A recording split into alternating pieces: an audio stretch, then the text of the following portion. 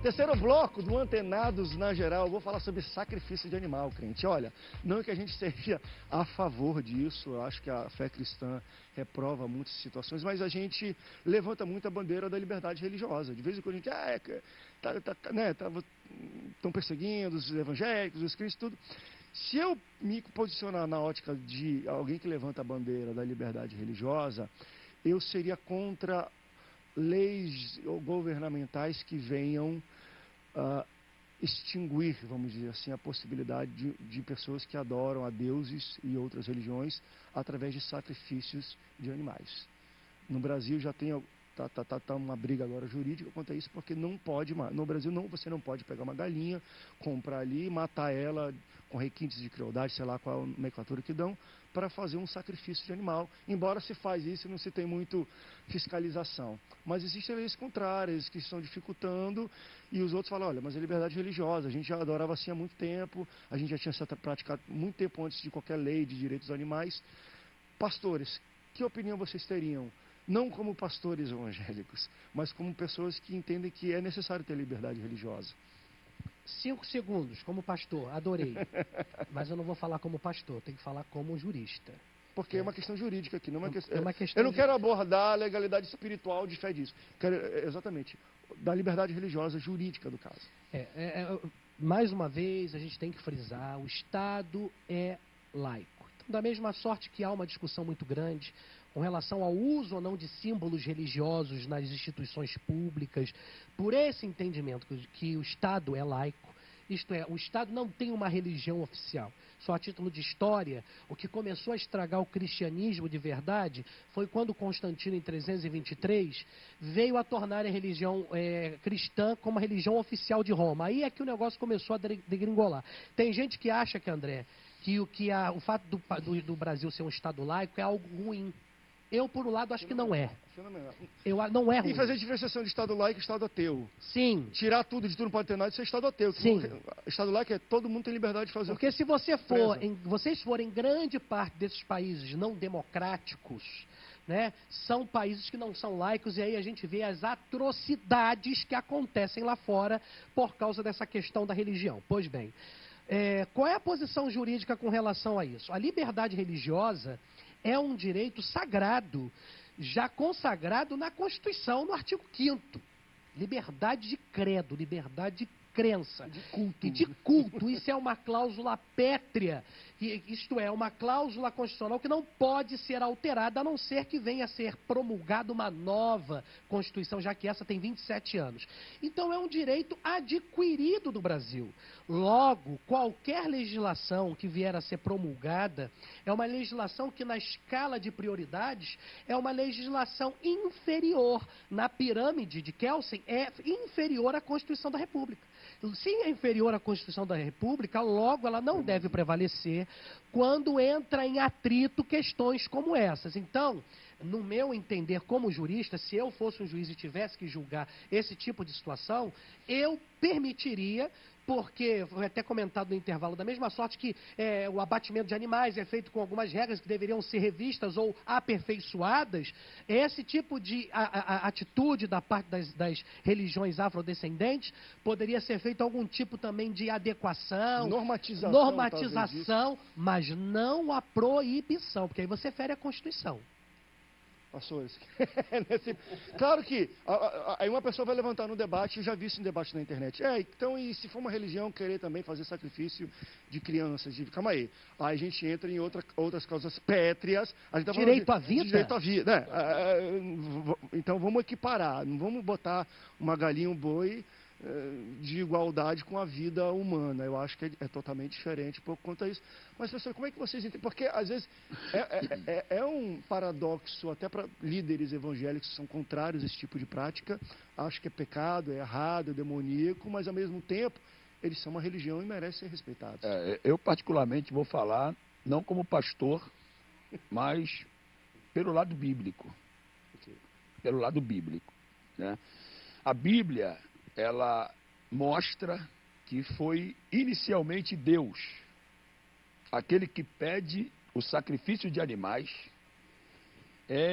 relacionado ao culto. e principalmente a necessidade de perdão de ofensas.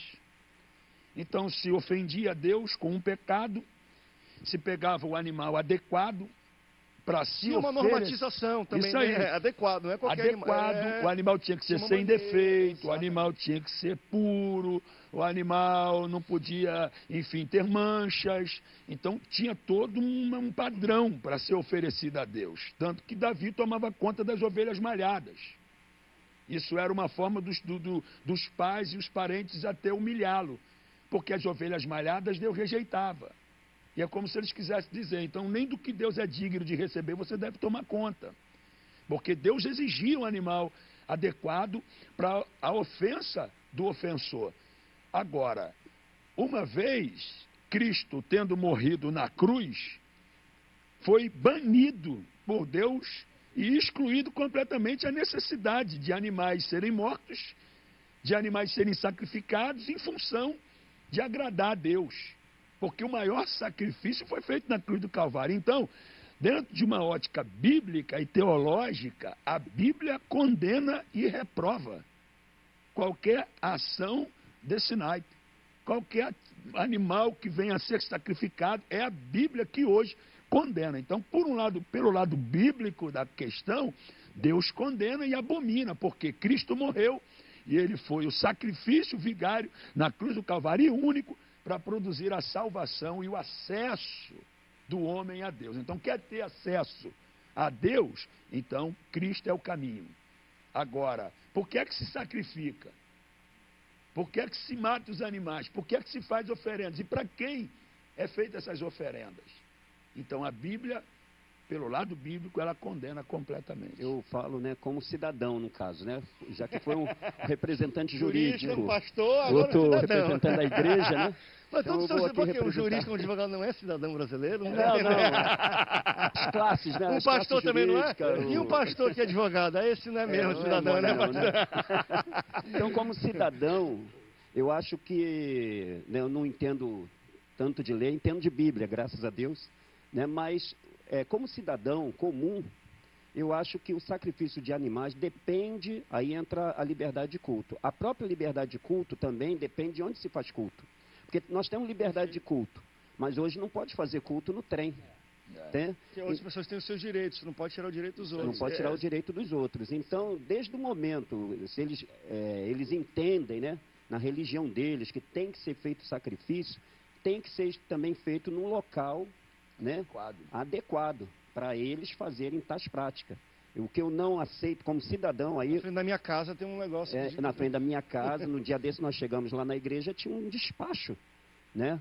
Ali em frente à entrada da igreja. De repente estava fazendo alguma coisa, né? Não sei, contra, ou até Satanás, a eu favor. acho, pastor. Coisa é Vocês mesmo, estavam comendo é coisa como? do... Mas que bom que vocês estavam Eu só incomodando quero ele, né? deixar claro, André, mais uma vez, Jurista. que eu sou contra. Perfeito. Como servo de Como servo Deus. de Agora a Deus, gente está isso aí, tratando A aqui... luz Isso. Direitos. Como servo do Direitos. Senhor, são totalmente contra essas coisas. Agora, como cidadão e respeitando as leis, É isso aí. tem que ser feito de maneira adequada. Porque aquilo, eu lembro quando a gente debateu sobre a questão do trem, né? E todo mundo falando, porque é absurdo, estão parando pessoas, estão pregando no trem, não estão deixando e tudo mais. Mas eu falo isso de coração, pastores. Eu adoro o evangelismo, acho bonito. Mas eu, de fato, me colocando às vezes em algumas situações, imagino eu, não sendo, até sendo crente, estou voltando de um dia de trabalho, estou cansado, quero descansar, isso. E eu estou aqui num trem e tem um cara gritando, e eu não sei como ele prega. Geralmente a gente vê pessoas que pregam praça pública, eu até às vezes discordo muito do tipo de abordagem, até de doutrina que é passada, e um cara gritando. Eu não gostaria. De outro modo, também eu coloquei em voga a seguinte pergunta. Imagine vamos então dizer que pode pregar em trem? Vamos. Então o cara pode dar um banho de pipoca, pode dar um passe, pode fazer também dentro do trem. Por quê? Porque aquela maneira dele se manifestar na sua maneira religiosa. Então, para mim é aquilo. Eu quero a liberdade para expressar o amor de Deus na minha vida? Quero. Só que como cidadão, aí não como crente, como cidadão, eu terei que respeitar as outras pessoas, fazer o que for que elas pensem, desde que isso não venha interferir a minha liberdade. Claro que a briga ali animais também têm direitos e liberdades. Então é um pouco de briga dos direitos dos animais e de tudo com um direito religioso. Vai ser uma briga que vai prolongar aí eu acho, entendo eu, que deve acabar em algum tipo de normatização. Porque tem normatização para matar animal para consumo, para abate. Então, enfim, o pouco que eu conheço e conversar com algumas pessoas nesse segmento, falam, André, aquilo é o nosso jeito. Se tirar aqui, imagina a gente, não pode fazer mais Santa Ceia, não pode batizar nas águas. A gente vai continuar crente, vai, mas não vai faltar algo. Então, às vezes, as pessoas têm esse tipo de prática na religião delas. Quem sou eu? Eu acho que é pecado, mas quem sou eu para falar que elas não podem fazer? Isso é muito complicado. Acho que Jesus, ele resume isso aí muito bem. Quanto aos fariseus, quando ele, em Mateus 23, vai falar. Ouçam eles, ouçam o que eles ensinam, mas não fazem o que eles fazem. Então, Jesus está dizendo o seguinte, eles querem falar, eles têm o direito. Pode deixar eles falarem. Agora, eu estou ensinando a vocês a não fazerem o que eles fazem. E a gente tem que sempre separar atitude discriminatória com opinião. Isso aí. O problema é que também o lado de lá quer pegar uma opinião e transformar numa prática discriminatória. Uma coisa é uma coisa, outra coisa é outra coisa. Aí já vai para outro princípio constitucional, a liberdade de expressão. Ela é sagrada, sagrada, sagrada. Então, uma coisa é eu chegar e os caras estão fazendo ali, eu chegar e dar um bico na oferenda deles. Isso é uma atitude discriminatória que, à luz do direito, é condenável. Uma outra coisa é eu expor a minha opinião, aí vai muito do caso da homofobia, né? No caso da homofobia, você não pode falar nada que você é homofóbico. Agora, você pega aí alguma notícia de um evangélico que tem agredido um homossexual por ser homossexual. Você não acha. Não acho. Então vamos separar a questão da liberdade de liberdade de expressão, né? Porque se você for na Coreia do Norte, por exemplo, se você abrir a boca para falar uma vírgula que vai de encontro ao nosso amigo imperador, você vai preso. Isso aí. Então eu louvo a Deus pelo nosso país, André. Eu louvo a Deus pela democracia, eu não sei quanto tempo vai durar. Sabe por que eu estou falando isso? Espero que dure bem. Não, mas a Até Jesus voltar. comodidade traz esfriamento.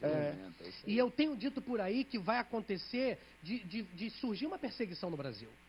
E aí a gente vai começar a discernir quem é quem na situação e na realidade. Porque a igreja, como diz o sábio, é igual massa de bolo. Quanto mais bate, ela cresce. Eita Deus. Vamos para um rápido break, daqui a pouco a gente volta. Há 2 semanas, essa semana, na verdade, um segundo brasileiro foi fuzilado com pena de morte na Indonésia. Eu quero, no último bloco aqui, quando a gente voltar no intervalo, falar sobre pena de morte. O que os pastores acham, o que a Bíblia diz e como devemos também respeitar a Constituição de outros países e entender que eles têm a prática deles. E eu vou perguntar, é pecado, não é pecado? Porque as pessoas falam que o único que tem direito de tirar a vida é Deus. De fato, é Deus. Mas será que isso tem a ver com o que a Bíblia fala que é o único que tem direito de dar e tirar a vida? Vamos para um rápido break, daqui a pouco a gente volta. Não sai daí, o Antenados volta já já.